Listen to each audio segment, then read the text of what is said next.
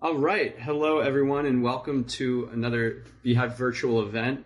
I'm very excited to be here today with a whole team of special guests. This is one of our first Beehive collab virtual events where we're working with partners of Beehive to bring valuable content to everyone. As we start talking here, we'll give it a few minutes for people to start filling in. But yeah, I am here with Brian Harris and his team. Brian is the founder of growthtools.com.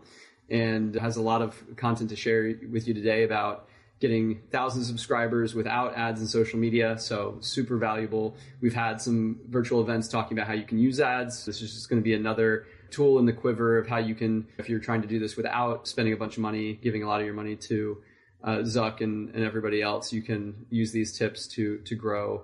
I don't want to necessarily give away anything by saying like organically or characterizing it in any certain way, but we'll leave it without ads. And with that, I will pass over to Brian to get things kicked off.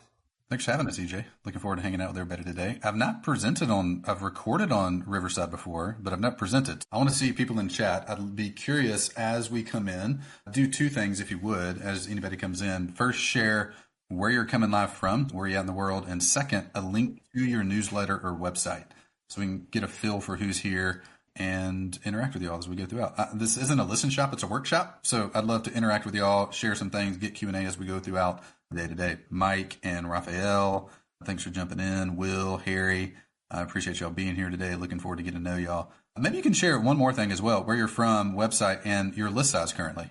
And we can get a feel for where that's at as well. Do that as we get in. I'll give a quick intro. I brought two team members along with us as well. Below me, somewhere on the screen here, below me on how I set it up is Bethany. She's the chief of staff at Growth Tools.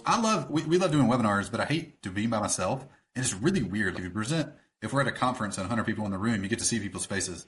And I hate just talking to a computer screen. And with most webinar software, you can't do it. So I bring two team members along. So at least I can look at them in the process. So I got Bethany with us today and also Will. Will's our director of sales. He's taken over 13,000 sales calls for us over the last 8 years of being here.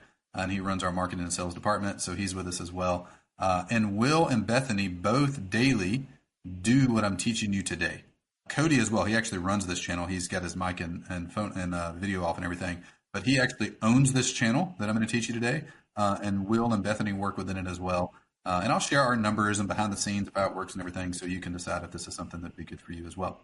So thanks everybody for jumping in. Christopher, Rich, Jake, Moshin, RT, Dan, Harry, Kevin. Share where you're from, link to your website, and your current list size. If you want Rich from Naples. What's up, Rich? Milwaukee, Wisconsin. 5,000 on the list for Rich. I think our active list size is like 100-something thousand or something right now. We've done lots of good things and dumb things with our list over the years. So anyway, that's its current state. So let's jump in. So the title of today's webinar is How to Get Thousands of Subscribers Per Month Without Ads or Social Media. And I'll start with the punchline.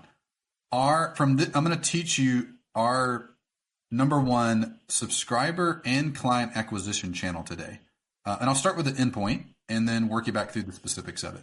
So we average per month via this channel I'm going to walk you through today, 2,500 new email subscribers per month and a little over $100,000 in sales. We don't spend ads on it. We have one person who owns the channel, and it's something that just matches perfectly with our business. And we've done it for over a decade. So that's the stats. And we actually, just to show you, I actually took a screenshot. This is our tracking sheet. So last month, in the month of October, we had 2,300 email subscribers and 19 sales, and our average price point is about $6,000. So you can do the math. 6 times 19 is $100 and something thousand. So that's our actual. I bring the receipts, so we aren't just making numbers up because a lot of people online make numbers up. So we don't make numbers up. Those are our specific numbers from the last 30 days.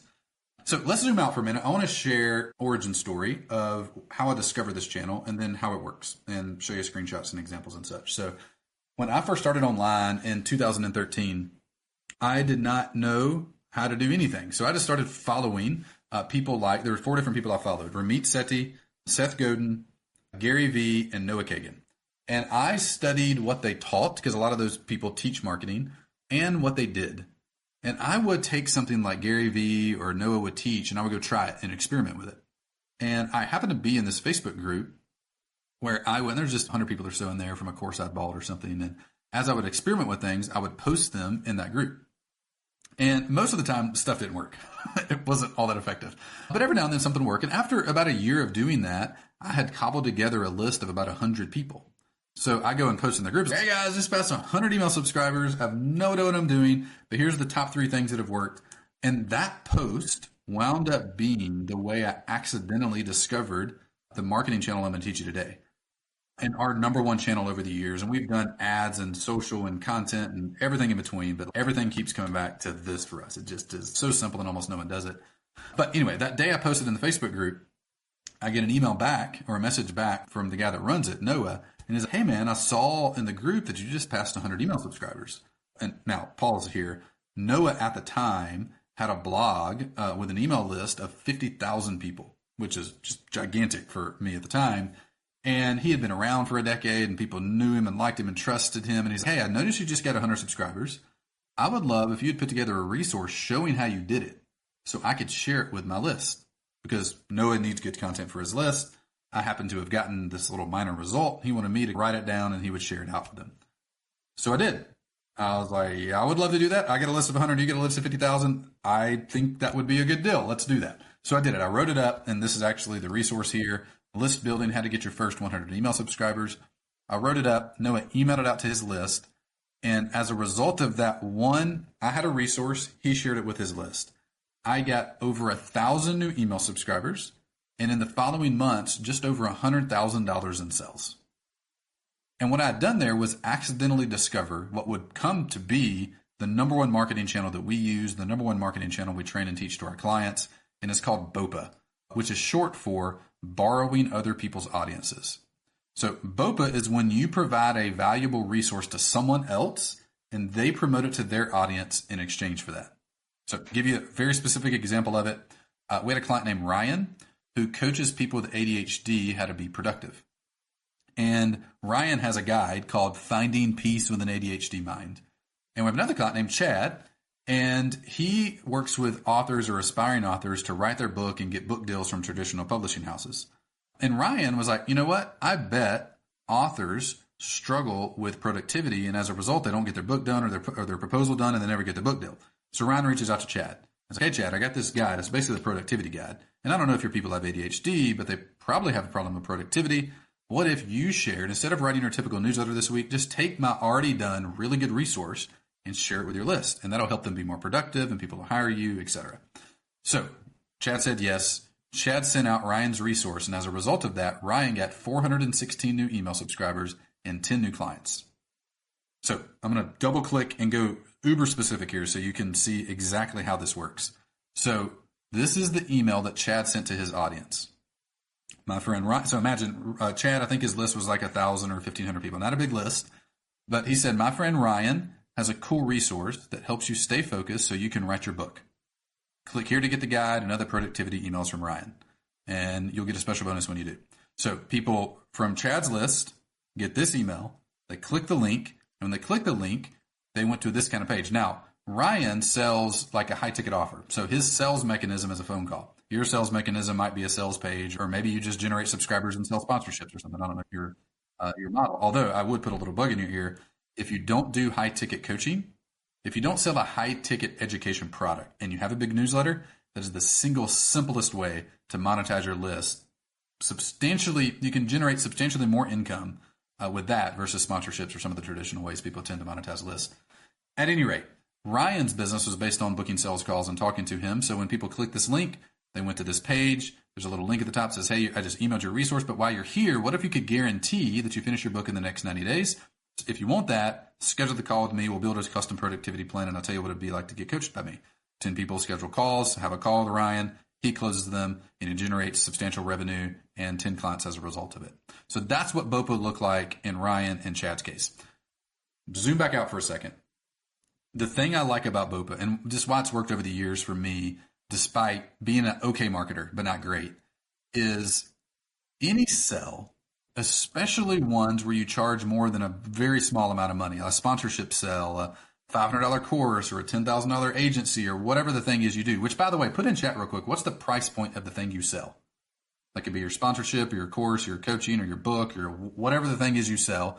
How much is it? So be curious, in chat, stick the number in there. The magic of BOPA in general and any sell is deep personal connection. What I mean by that is Noah had a big list of 50,000 people, and those people had followed him for a long time. They knew him, they liked him, they trusted him. When he takes my resource and sends it out to his list, I get to just step within that trust. And instead of having to attract those eyeballs from scratch, instead of having to build a deep personal relationship with all those people, I just get to borrow it all from Noah.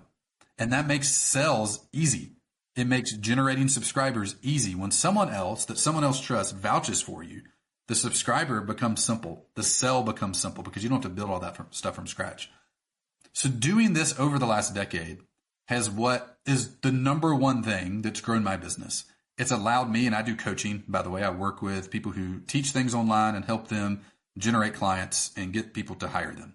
And I've been able to work with big names online, not because I'm the best marketer in the world. I'm not. But because I keep things simple, it works really well. And people like Michael Hyatt and Damon Porterfield and Josh Axe have hired me to coach them and their organizations to get more clients because I borrowed trust of people they knew, not because I got to know them or networked or any of that stuff at all. And we work with all kind of folks you don't know, folks you do know, and everybody in between. But the punchline here, BOPA, the reason it works is not because the funnel's great. It's not because you got to have amazing copy. It's not because you got your perfect little opt-in page with the upsell based on somebody else. It's none of that crap at all. Now, this is fine. But when you have deep personal connection, you got vouched for by somebody else, like nothing else is simpler than that. So zoom out for 1 second. After 11 years online, I wish somebody would have set me down on day one and taught me what I'm about to say to you. And I hope my goal today really is to present to you two fundamentally different ways to go out marketing whatever it is that you sell, and for you to intentionally pick one. Because I never did that. And as a result, I wandered around for 5-6 years trying everything, testing everything, and that was mostly just a waste of time. So there's two primary marketing models, way to take your product to the market and get humans to buy it. Model number one is what practically everybody teaches. I had a course I sold for years that taught this. It was called Get 10,000 Subscribers, How to Grow Your List. And we sold lots of copies with it, so made a lot of money on it. But the problem with it is, the problem with it is this. You must, if you're going to focus on building an audience and selling to that audience, you must have world-class content. And you must never get off the content hamster wheel of death. You're publishing more and you're doing the Gary Vee thing, 100 pieces a day on Instagram and TikTok and whatever the new crap is that's out there tomorrow. And if you ever get off, you're done. It's not going to work anymore. You're not nurturing the list and it's not going to grow. And you better have a great funnel and it better convert well and everybody be tracking every step of the thing. And your sales scripts, your sales page better be awesome. Building an audience and selling to it forces you, optimizes you to become a world-class marketer. And at the end of the day, like, I don't really care about being a world-class marketer. What I want are clients or customers that I can help. That's what I actually want. And to be great at that. So if you to survey 100 online marketers or teachers, the one thing they would all agree on is this. And now I fundamentally disagree with it. There's a totally different model out there that you can use that grows your audience at the same time, but forces you to do fundamentally different activity that makes your chance of success much higher. So instead of marketing model one is to build an audience and sell to it. Marketing model number two is to borrow other people's audiences. Instead of playing the game of try to beat Mr. Beast, try to have better content, try to have a better squeeze page, try to buy better traffic, and doing that game, which everyone is playing, just play a different game. This invitation, consider playing a totally different game. Take your single best tool that you have, the thing you teach, the thing you help people with, the spreadsheet, the template, the framework, the whatever it is, the thing, and just give it to other people to share. They need the content already. Like I had that little guide on how to get a list to 100 and Noah needed it for his list. So instead of playing the game of how can I produce new content every single day with the best funnel, the best sales scripts or sales pages, what if the game I could play would be, how do I give my best stuff away to more people? This optimizes you for a thing that we all come out of the womb being great at, which is connecting with other humans. And that's the thing you need to generate sales anyway, is like a deep personal connection with someone. They need to trust you. Whether you're selling event tickets, or Dan, you have a $45,000 product, Tony has $499 a month, what was the other one? Amanda, B2B brands with their influencer marketing starts, so agency, maybe coaching kind of deal at $12.50 a month. Like no matter what you have, you must have deep personal connection with them. So what I would love to invite you into today is to consider maybe a different way to think about your marketing completely, a totally different marketing model. Instead of building an audience, borrow it instead. I'm going to share a few of the details on this, then I'm going to zoom out. We're going to do a little calibration, and then I'm going to walk through the details of how to borrow the people's audiences and if that would be a good fit for you or not. This topic might get slightly uncomfortable for y'all, and hopefully this is okay. The most viral idea of all time of human history, the best-selling book of all time, is the Bible. So believe it or not, I don't really care. It's not the point of this conversation, but like at the very least, the fundamentals that they used to spread that worked well. The idea caught on. The book sold. It was actually the first book. So let's look at what they did, because this is really interesting. And I've never heard this in church or anything like that. But like, notice what happened. What did Jesus use to spread his ideas? So Luke 9 and Luke 10, if you're a Bible nerd or something, want to dig into this, go read them for yourself. I'll give you a summary. Here's the marketing method he used. What he didn't say, so he spent like 3 years with 12 dudes, and they were the epicenter. They were basically his marketers that took the message and sold the book and everything. So those 12 dudes, he told them, go to the towns around here.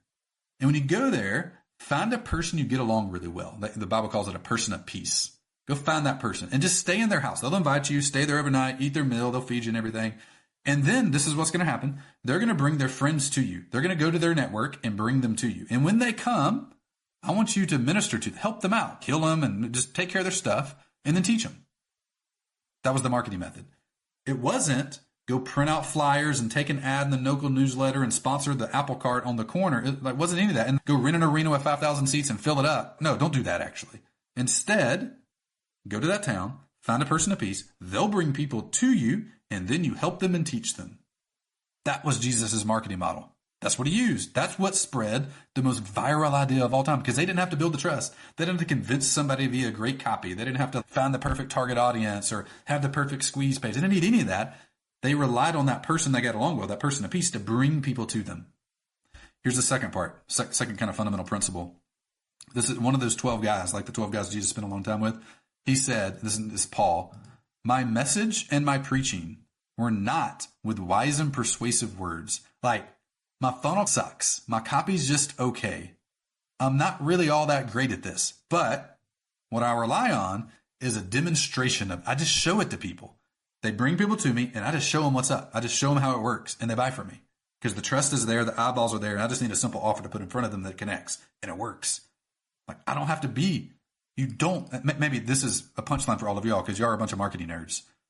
You do not have to be great at marketing. Your copy does not have to be world-class. Go for it. Don't intentionally have bad stuff, but it doesn't have to be great. It does if you're building your audience.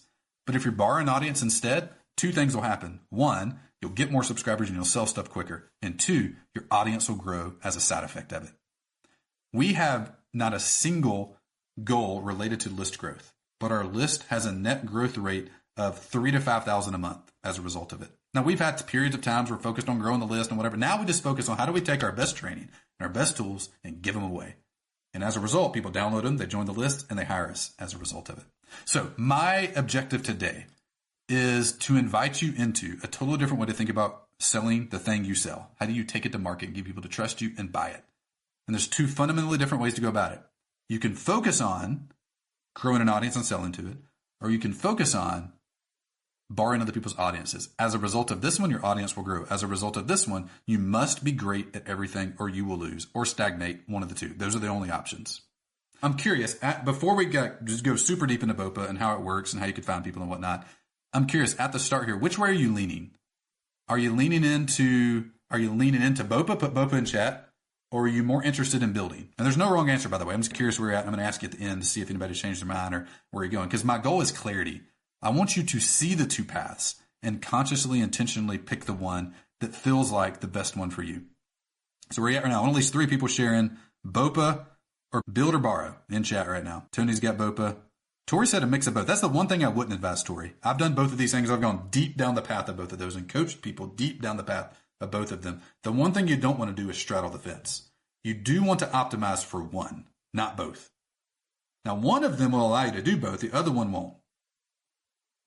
We got a Bopa, Chelsea, Bopa, Gervin, Dan Bopa, since option 1 has not gone well. Yeah. I mean, it can. This isn't like an ethically wrong thing or anything. It's just, man, the more the years that go by with the creator economy growing, the harder it is to build. Just like the bar for content goes up, the bar for a great landing page goes up, the bar for a great newsletter goes up, and that game gets harder and harder to win. When I started, it was easier just because there wasn't as many people doing it. Now it is legitimately way more competitive. Yeah, Cody said, we don't even have a single page designated just for people to subscribe. We never have, actually.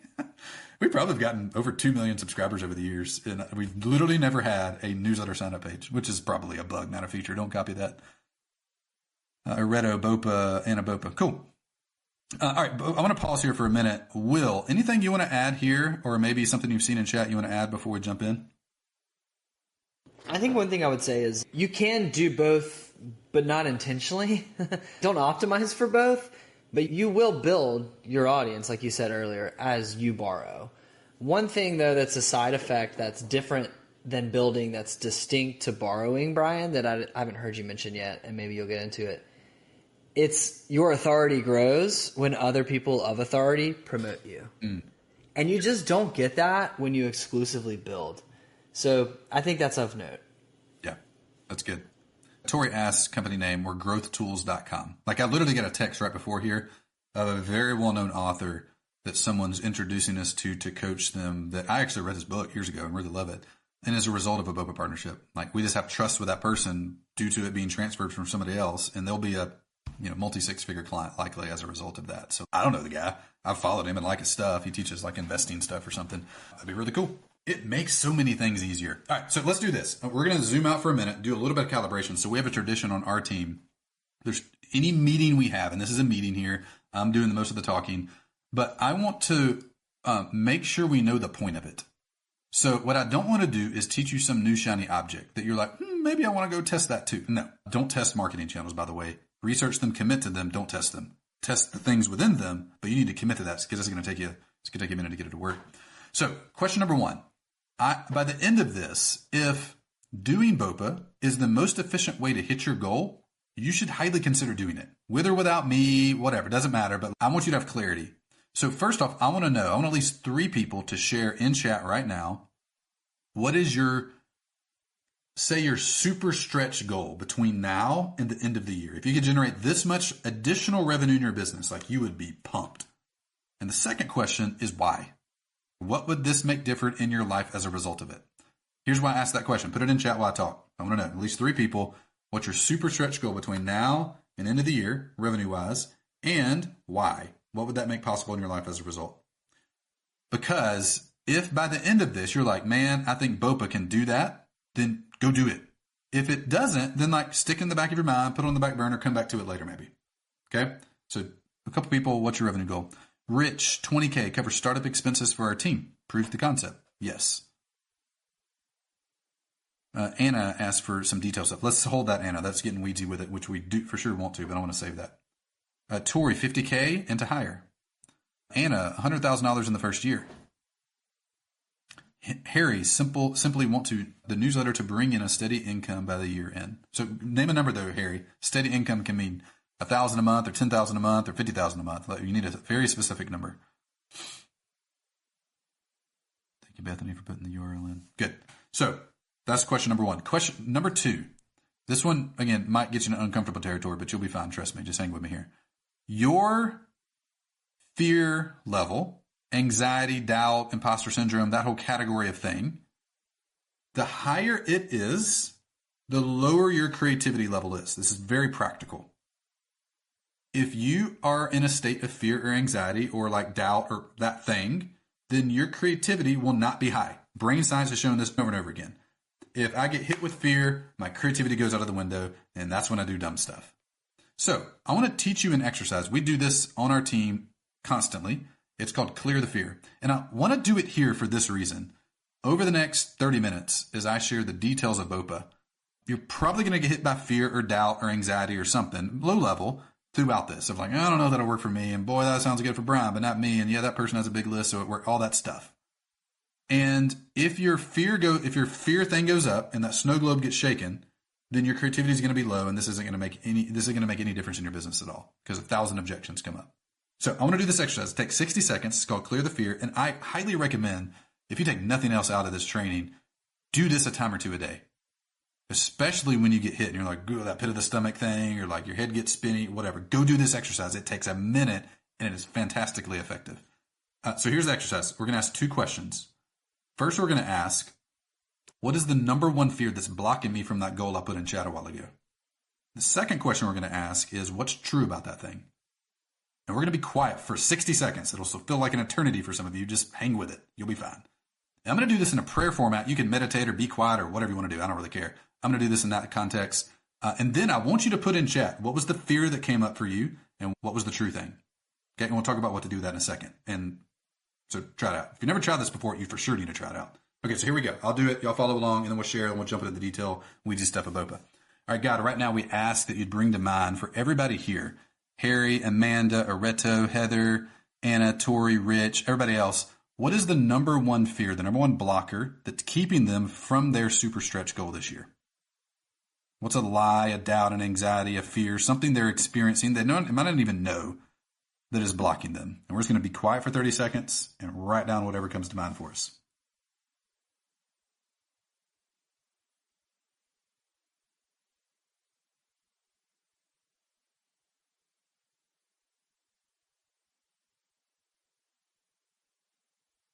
And now we ask you to bring to mind for us, what is true? If that's the lie, then what's actually true? We're going to be quiet for another 30 seconds. Write down what comes to mind.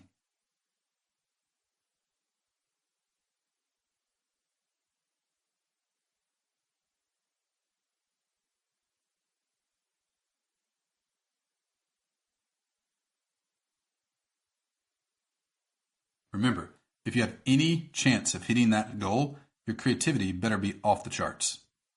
And if you're full of fear and anxiety and believe in a lie, which we all do, then your chance of success goes down drastically. So I'm curious, what came up for you? What was the fear? What was the truth? I want at least 2 people to put it in chat before we move on. I'll share mine, and that time you can share yours in chat so I can see it.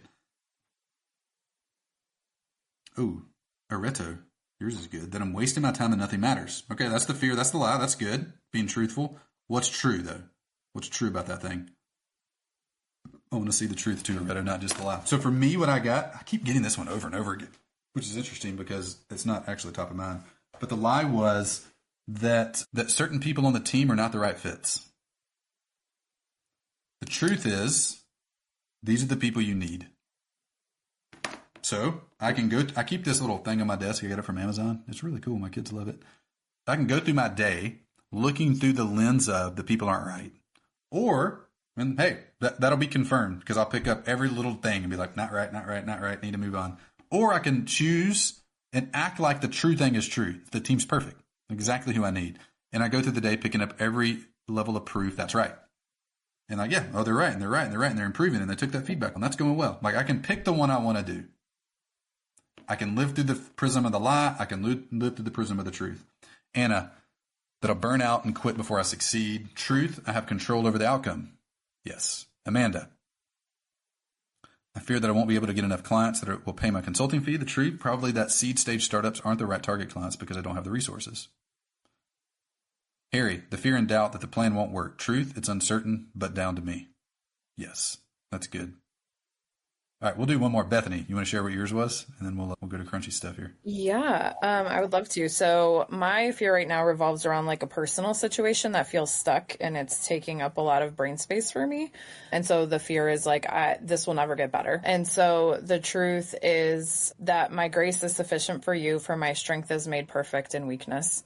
And so just getting really comfortable in that weakness and vulnerability and humility, because that's really the sweet spot where the magic happens. That's good. All right. Clear the fear. Do it a time or two a day. Your creativity will go up. Your subscribers will go up because you'll do smarter stuff and less of the dumb stuff, and you'll generate more revenue. So take that away from this. Let's go details of BOPA now. I want to go over the 5 keys. 5 things. You stick them in the engine, you turn it, your list grows, BOPA works. Key number 1 is understanding people are actively trying to find you right now. So Noah was actively trying to find me. In order to share a resource, the same thing is happening for you right now. People are trying to find you. Because you might be thinking like, man, I don't know. Yeah, that sounds good. And Noah promoted you and Ryan promoted Chad or Chad promoted Ryan. I get that. But no one would do me. My list isn't big enough. I'm not well known enough. My stuff isn't good enough, whatever that is. And it's like, that's a lie. That's not true. The truth is people with sizable lists are actively trying to find you right now. Example. I just went and took a few screenshots. There's a lady named Claire. I'm searching in this group for partnerships. I'm looking for people that want to promote. We can promote each other's resources. Another example, just went to Facebook, typed in partnerships. Patty, we're still looking for a few more speakers for the Rise Above Summit. And what a summit is I'm going to interview and take your resources and share them with everybody. Another example, Kim, we have a list of 10,000 people, parents and therapists and special educators who wants to swap. I'll share your resource. You share my resource. Actively looking for it. Here's why everybody in chat right now, put in your industry, by the way, what industry you're in or what problem do you help people solve? Areto, Harry, Tori, RT, Amanda, Anna, what industry you're in? Holistic wellness, what else? Everybody put theirs in chat here. As the creator economy has boomed, the content creation has just gone crazy. The number of email lists and podcasts and YouTube channels has gone up. What everybody that's ever run one of those, including all of you, have found out is that producing good content regularly is hard. You put out a few bangers and that's awesome, but what are you doing next Monday because you need another banger? Doing what Mr. Beast has done is absolutely insane. Absolutely world class. So those people need content. They need your resource to share because otherwise they got to write that thing from scratch. They got to produce that podcast from scratch. They got to come up with that email on their own. An example of this is Cody, who's co-hosting this with us today. He has a personal newsletter. And one of the number one things he does in a newsletter is list and link to other people's stuff. Why? Why, Cody? Why do you do that? I don't know if you're here. You got your camera off, so I might be putting you on the spot here. Oh, there you go. Yeah, I may have background audio, so I apologize for that. But I share people's stuff because it's easier to share stuff that already exists. But sometimes it's hard to find the stuff. Any of you is running a newsletter as well, which many of you have posted your links. It gets tiring trying to find your own content. So if I can find partners that already have great content for me to share, then it actually saves me time. Yeah. Key number one of doing BOPA, and understand, like they're not doing you a favor by promoting you and sharing your resource. You're doing them a favor by giving them a resource they can share and they don't have to create content from scratch that week. Key number two of BOPA is your expertise is what matters, not your audience size. So in chat, everybody put their audience size. How big's your email list in chat right now? I'm curious because I think we've got some folks with a sizable list here and some folks that are just starting out or maybe don't have a big list at all. And those of y'all that are smaller might be thinking like, man, yeah, that sounds great. If I had a list of 100,000, I could swap with people. Like, man, that does not matter at all. Your list size is irrelevant to being able to do BOPA. So Cody, 3,200, Harry, 350, Areto, 1, and it's me. Yes, Areto. Yes, that. Chelsea, 280, Will, 2,000, and 126. Remember, I had 100 when I accidentally did my first one. RT4, perfect. So if you have a big list, awesome. Use it. You can leverage it. But if you don't, doesn't matter. Example. So Oprah was the Joe Rogan of the 90s. Everybody followed her. Number one interview show, brought people on all the time. But Oprah had a problem. Her main demographic were stay-at-home moms who had kids and were married. But the problem is Oprah isn't married and doesn't have kids. So she has no idea what she's talking about on those topics. So one day she realizes this and she went out and found a local, totally unknown marriage and family therapist. His name was Phil. She brings him in. Now, Phil, nobody knows the guy, doesn't have an audience, doesn't have a list, doesn't have a website, none of that stuff. This is the mid-90s. But he does have expertise in an area. He is married, he does have kids, and he has worked with thousands of people that are married and have kids and have problems and has worked through those for them. So Oprah brings him on and interviews him. Does it every Tuesday for years. And as a result, Dr. Phil now has one of the longest running TV shows in daytime TV history, some of the best-selling books that exist in the world, as a result of borrowing Oprah's audience. Robert Kiyosaki did the same thing, except he just had one guest appearance. And his book went from totally unknown to selling 5 million copies. Rich Dad, Poor Dad, the only reason you know about that is Robert Kiyosaki went on Oprah once. Robert wrote a Facebook post attributing the success of the book, all of it, to one appearance on Oprah's show. One BOPA, one instance of borrowing one person's audience in Oprah. Rachel Ray, Dr. Oz, all of them got their start by going on and borrowing one audience. So your audience size doesn't matter. Like, they had no audience to bring Oprah. She didn't need list growth. Noah didn't need list growth from me. He didn't need me to promote a thing. He needed the content. He needed somebody who had just grown their email list to tell his audience how to do it. It had been years since he had done that. So key number one is understanding right now, you're not doing them a favor. They're not doing you a favor when they promote you. You're doing them a favor when you give them a good resource, because you're saving them time and you're giving them something better than what they would have had. Key number two is realizing your expertise, the transformation you've received and your ability to tell other people about it. That's what matters, not your audience size. Key number three of BOPA is that this happens every day in your industry. Yeah, Brian, I get it. I get how BOPA would work for you, and I get how I don't have to have a list, and I get how people are looking for it. But man, I'm in what are some industries y'all's mentioned? I'm in the mental wellness space. I'm in the marketing space. I'm in the self-improvement space. I do virtual networking events, or I have a marketing agency or tourism, and I've never seen this work in that industry before. I don't think it would work there. Like, I get that. That's a lie. That's not true, but I get it. Here's what's true. This is already happening in your industry, and here's why. The three fundamental things you need to generate a client, they're the same in every industry since the beginning of time. You need eyes, hearts, and then you can get wallets. So first you got to have their eyes. They got to know you exist first. Then once they know you exist, you have to build trust.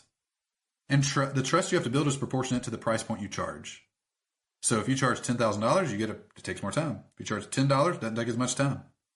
And then you can get their wallets by putting a simple offer in front of them. Once you have their eyes and you have their hearts, conversion is pretty simple. BOPA makes it easy to do these things. That's why it's present in every industry there is. It's all over the place. It's in politics, it's in book sales, it's in coaching and marketing and ever. People do this all the time. Here's a couple examples from a variety of industries of people we work with. This is a lady named Amy. She's a lifestyle design coach, like whatever that is. She asked 10 people to share her resource, and she got a partnership with a lady who immediately wanted to collaborate and has 4 sales calls on her calendar for Monday. 4 calls on Monday from one person sharing one resource with their list for her. Another guy, another industry, Tom, he's a storytelling coach. Sent 10 requests, 10 pitches out for people to share his resource. 5 people said yes. Another industry, Casey, she's a career coach. She just wrapped up her second lead magnet swap, 159 new email subscribers, and 10 discovery calls booked. Who wants 10 sales calls on their calendar for tomorrow? Would you hit your super stretch goal if you had a high ticket offer and 10 sales calls? Yes. So key number 3 is realizing this happens in every industry.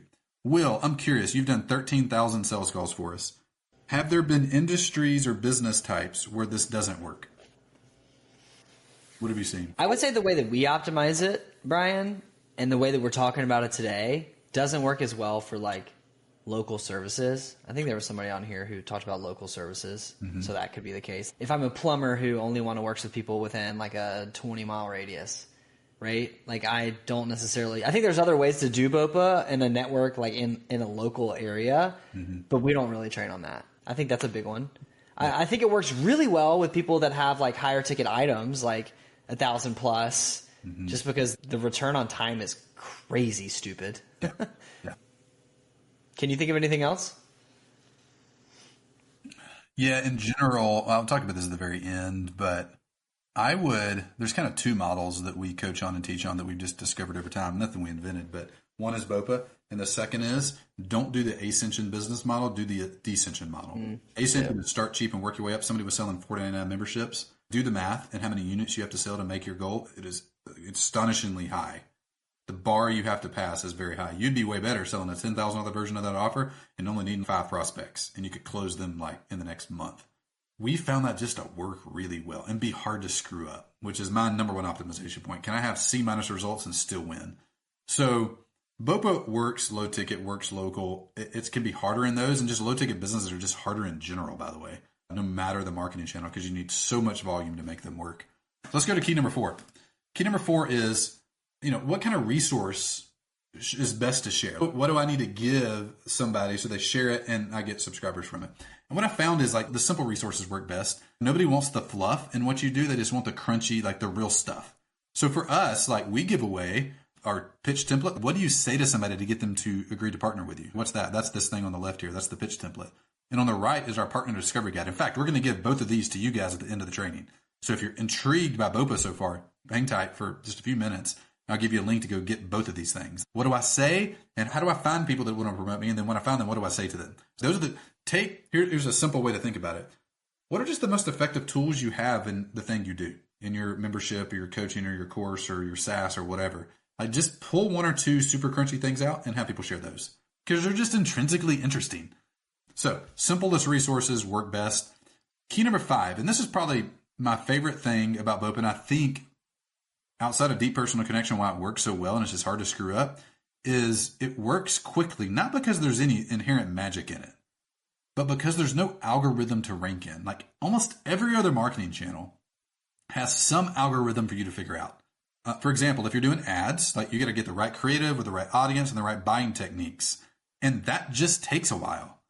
Doing SEO, whether it's YouTube or Google or something else like Pinterest or something, like it just takes a while to master the algorithm. YouTube, master the thumbnail, title, keyword matching, content good, all that combination has to be manicured over time for it to work.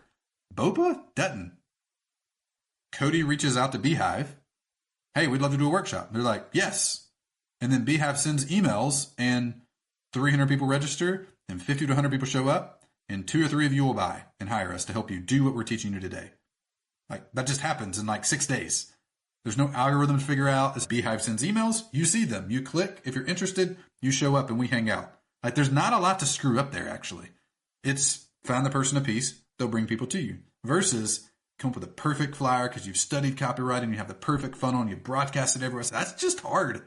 Not easy to do. Lots of things to mess up. So key number 5 is it works quickly. Like it isn't a thing that takes forever. It doesn't take long to get a yes. Example, we have a client named Jennifer.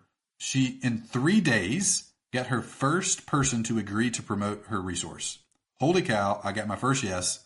Now what do I do? And we helped her through that. Key number, the second person, Anjay, his first day of reaching out to other people, asking them to share his resource, he got 2 yeses, 2 people to agree to share his resource. Like, it just doesn't take long. Once they agree and send an email out, like, you get traffic. So, key number 5 of BOPA, it works quickly. Here's the big idea here. And I'll share some resources with you in a minute if you're intrigued to want to go deeper down the rabbit hole of BOPA, how to find people, what to say to them. The big idea here, though, is getting subscribers, getting clients is simple when you borrow other people's audiences. It is difficult. It is a lot of moving parts whenever you're trying to build an audience from scratch and sell to that audience. So I'm curious, at the end here, before I give resources out, which way are you leaning at the end? Are you leaning towards, all right, intentionally pick a marketing model? Are you leaning towards borrow? Or are you leaning towards build? Which one is ringing the most true to you? And there's no wrong answers here, by the way, and no pressure. Either one will work, but I'm curious what you're thinking at the end of me walking you through how it's worked for us over the years. Hey, Brian, while we're waiting for people in the chat, really loving what you're saying here. And we've actually, I guess without realizing it, we weren't familiar with your system here, but over here at Beehive, kind of as you just mentioned that example, just one way in which we're leveraging the strategy to find new customers and reach new people. Recently, we built out our infrastructure for providing lead magnets, and we obviously have these webinars. We have a couple other ways that we're doing inbound. And one of the insights that evidently wasn't that original was that if we wanted to really build a bunch of lead magnets so we can test them in ads and see which ones perform better or worse, it's a lot of work and it's a lot of risk to basically put a lot of time and resources into building all of these things ourselves. Mm-hmm. And we're fortunate to have a pretty wide audience of great digital marketers. And so what we ended up doing was reaching out to these people who we've seen have been successful in growing audiences, growing their publications, and basically said, hey, we know that you're doing a lot of this stuff. Do you have any lead magnets that have worked well that you've worked on? We'd love to promote them. We'll put ad spend behind them. We'll host them on our landing page and our infrastructure. And when somebody signs up, we'll put a little disclaimer, of course, so we're collecting information ethically, but we'll share those leads with you. We'll pay all the payment. We'll pay for the ads. We'll host it on our site. All you have to do is either give us a link or give us a link to the asset or give us the asset ourselves so we can have them download it. And we'll do all the other work. You just get a sheet like we shared with you. that has all of the leads on it. So when somebody gets added to that Google Sheet, they can be added to their newsletter, they can be added to their marketing automation and start getting the drip from that partner.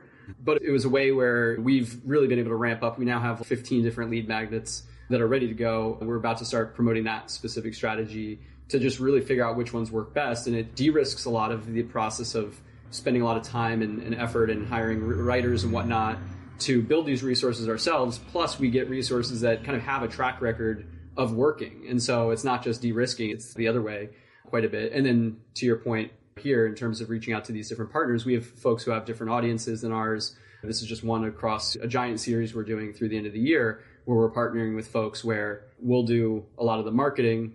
The partners show up and speak to our audience, and then we'll do the same thing with them where we were able to reach them like that. So I can't speak more highly about the strategy. I think you're spot on with kind of describing it in the context of the webinars, but also more broadly. I hope I didn't take anything jump ahead too much. But no, that's great. Yeah, I love that you are doing it as well.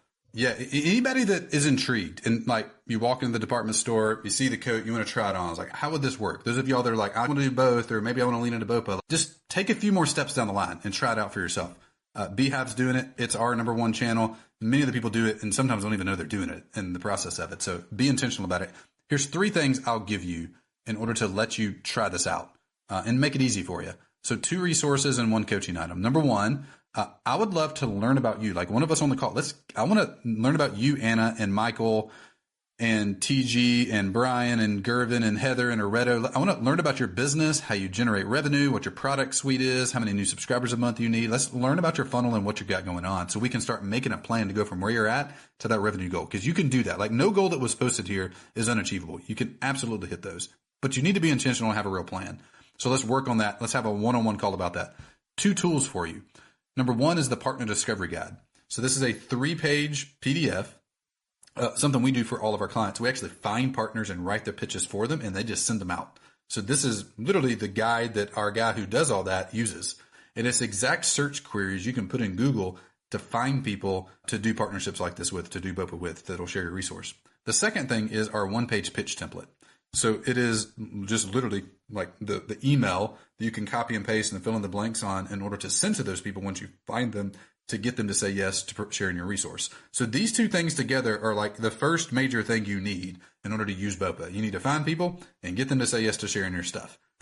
So I'd love just to give those to you just as we have customers and attendees at this workshop, so you can just try it out for yourself. These are typically tools we only give to our clients, but they're very simple and it'll let you try it on to see, do you want to make this your number 1 marketing channel? Do you want to go all in on BOPA or not? So to get that, go to lp.growthtools.com/beehive. Those are only available on this webinar, so go check it out, download those, they're all free. So the first thing you do when you go to that page is schedule the one-on-one strategy session. You'll get an email that has a link to the Partner Discovery Guide and the 1-page pitch template. So just so you know the order of events. And then between now and the time we get on a call to learn about your newsletter and your goals and everything, you can be playing around with the Discovery Guide, maybe find a couple partners, playing around with the pitch template and have an idea how you communicate it. And then we can talk about how we can help you do that if you're interested and help you draft a plan to hit your goal. Anyway, Will, Cody, Bethany, anything you want to add? Any question you saw in chat you want to surface that we cover in the next 10 minutes? By the way, as y'all think about that, anybody that has a question, a doubt, a concern about BOPA in your specific context, ask away. We're here for the next 10 minutes between now and top of the hour to answer anything and help you be clear on how this could work for you. I think the thing that I would add is just that you need eyeballs for your business. And so I think a lot of times, myself included in the past, I've gone to start a business and not given serious thought and intention to like, how am I going to get eyeballs and committed to a certain path and the timeline that takes. So our encouragement to all of you would just be like, commit to your eyeball generation method, your lead generation method, and just be very aware, like eyes wide open, going into what kind of work that does take, because it all takes work. Every single method that you choose takes work. And even if you choose to build an audience, which we've done in the past as well, go into ads knowing exactly what the cost is going to be and what the ROI is going to be, or go into SEO that way, or go into your social media or YouTube that way. And so I think a lot of times us as business owners is we leave our marketing up to random acts of marketing, as we call it, RAM. And so our encouragement to all of you would just be to really commit to what you're going to do in your marketing. That would be, if we could all walk away with that commitment from this, I think that we have done our job. Amen. Yeah. Because if you're not focused on building or borrowing, then you're doing the RAM model, which is random acts marketing. So pick one and go all in on it. Like totally immerse yourself in it. Yeah, that's good. That's good. Areto, once you go to lp.growthtools.com/beehive, schedule a call, then you'll get an email with a link to him. And Cody dropped his email if you can't figure that out or you have some issue. Hey, Brian, there's one thing that I think I would add since I haven't seen another question yet. A lot of you on the workshop are getting calls booked to sell services. Maybe that's an agency service. I actually just saw somebody come and book a call with us who runs an agency. Maybe that's an ad service. Maybe that's coaching, whatever it is. People are booking calls with you to sell something. A lot of you guys are like building newsletters for engagement to maybe sell sponsorship to a list or anything like that, right? And there is just a huge difference if, yes, to Bethany's point, get their eyeballs, but also win their hearts, win their trust, because there's a massive difference after taking 13,000 something calls selling services. I can tell you this confidently, in sources that come from cold traffic and just found us last night from a quick ad that they clicked while they were playing llama or whatever, versus people who sat on a workshop for 45 minutes or who really trust this newsletter, who promoted a lead magnet that they downloaded, or who heard someone for an hour and a half on a podcast, whatever the source may be, right? So super, super, super important to recognize and realize, dude, there is power in talking to people who already trust you, especially if you're selling something like on the other end of a call. And by the way, if you're just growing the newsletter to grow newsletters and increase clicks and increase engagement, dude, same thing on that side too. When these people know you and believe in you and trust you because you've borrowed that trust, just like you mentioned Dr. Phil and Oprah, they take action in what you tell them to take action on. So it's just a net positive overall, and I can speak on behalf of talking to cold traffic and selling to cold traffic and also selling to people like this. It's just very different. Keep that in mind too when you're working through your eyeball channel, as Bethany put it. Yeah, that's the number one thing content-driven businesses do fantastically well is they build trust. Like Gervin just asked, can you speak more about how to build trust with a weekly newsletter? That's what they do primarily. And there's different types of newsletters now. You have recommendation newsletters, but nothing builds trust more than somebody taking a recommendation that you gave them and them liking it. That works. So just there's two things you need for a relationship. These are just the most fundamental things as humans. You need time together, you need to talk together. You do those two things, you have a relationship. If you don't, if you're married and you stop talking to your spouse or spending time with them, you eventually will not be married. But if you hang out with your best friends and talk with them and spend time with them, you'll have a relationship. So that's what a newsletter does functionally. We're tied into this particular channel, but it is time together and talking together. And the better you get at sharing what you're learning as you're learning it, which is the approach I've taken over the years, is learning out loud. Like it works fantastically well for people trusting you. Like part of the best example I've found online is Amy Porterfield. She's an OG, been out a long time. We've coached her at times, and she probably has the strongest relationship with a list that I've ever seen. And it's because she's talked to them every week for 15 years, and she's vulnerable. She shares the high, she shares the low, and her trust level is off the charts. So it's nothing magic. It's just be a human to them. Share what you're learning and experiencing as you're doing it. Now, I will say what Will said. I'll maybe reinforce what Will said. When people come on your list via an ad, that is a drastically different human than someone who comes on your list via someone recommending them. Ask anybody running a newsletter. Any human that knows what they're talking about will say someone that came via somebody sharing it, a referral, is 10 times more valuable than some rando clicking your Facebook ad down on your lead magnet. That doesn't poo-poo that strategy. That's fine. You can make that work. But that human is way harder to get ROI positive and help than a human that came in via a warm channel like this. Like it just is. Like you guys, like we've been hanging out for an hour. Your trust level in us is just way higher than if someone saw a Facebook ad and clicked and downloaded our pitch script. That person will take a year to get to the point you're at right now. Just practically, extremely practically, that's what BOPA does. It's like referral on steroids. A very intentional referral strategy is what it does practically. I feel like there's something else I was going to say.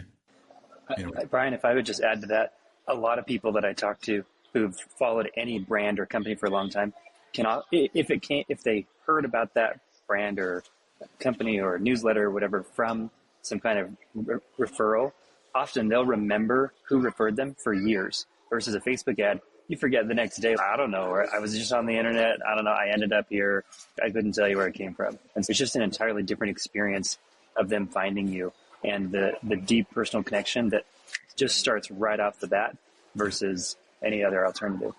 Let's see, James asked a question. There was another one earlier that's been asked a few times about local. So let's jump into this one. What about doing the reverse and allowing small businesses in a city to BOPA on a local newsletter? I don't totally know if I know what you're talking about. This is absolutely applicable locally, by the way. It's actually shooting fish in a barrel locally because the number of people with list and influence is just smaller and they're way easier to get to. I forget. I asked a follow-up question earlier to the lady to see what market she was in, but I don't know if you answered. It was Anna. Yeah, so I guess it depends on your particular market as to how we would workshop through that a little bit. But yes, there are local influencers, local newsletters, local papers, local TV shows, and all those people have audiences. But then the question becomes, what can you give them that they would need to share? And that could be an interview, which is content. That could be a resource, which is content. Like Will and his wife, who's on the call with us, he runs a local produce. What do you call that, Will? It's an online farmers market that does delivery. There you go. Online farmers market that does delivery. And it's in the Birmingham area. So any Birmingham influencer, any Birmingham newsletter, any Birmingham newspaper or TV show is perfect. All those people have giant audiences that are prime local people. So any of those people are potential partners for them. And in-person places too. Like, think about where your audience goes. Like, our audience does yoga and Pilates, and they work out a lot. And right, there's also local businesses that you could very easily partner with that have newsletters too. Yeah. Anna, you said holistic health and wellness. I still don't know the product of what you're selling there. I don't know if it's personal training or personal coaching or something, maybe a local business or something. I'm not sure. But yeah, it'd be the same basic thing. We got to find people that have audiences that would want to share your stuff. And then we have to ask them to do that. The interesting thing is most people think it would be hard to get people to agree to share their stuff. It's actually not. Like I shared our numbers earlier. I'll scroll back up to that. We asked 53 people last month to share our stuff, and 28 of them said yes. 50% yes rate. That's not abnormal. That might be a click above average because we've been doing it a long time. But like, it is really, Anna, the more question is, first, what's your exact offer? And then let's spend an hour, and let's just jump on a call and let's do this, by the way. And let's spend an hour to find 50 local businesses or influencers that would have people interested in holistic health and wellness in them. And then we just need to ask them. That's the entire game. So we had to workshop that through your offer and your industry and whatnot. But like, it's the same stuff locally too. Open a local business with help finding interested clients. Yeah. Okay. So we're at time here. We're at top of the hour. We're going to head off now. Hey, go grab the resources. They're all free. Anna, let's jump on a call and workshop through your situation. Anybody that's interested, intrigued, leaning in, let's talk.